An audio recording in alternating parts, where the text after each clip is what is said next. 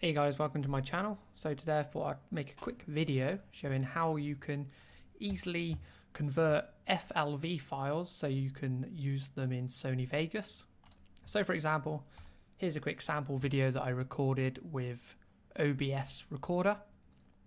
Now it outputs it into a FLV file as default.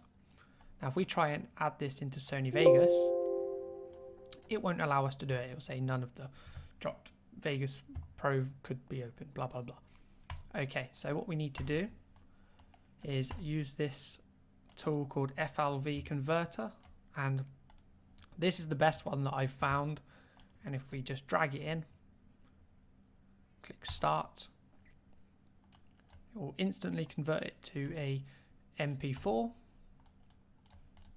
And now if we go to add that into project media, it'll easily allow us to do that. So we can then add this to the timeline. As you can see now, it's allowed it to happen.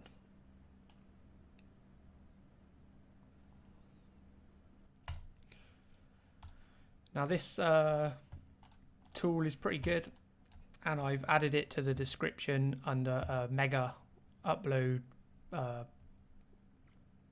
file. So if you want to download it, just look in the description. Thank you and goodbye.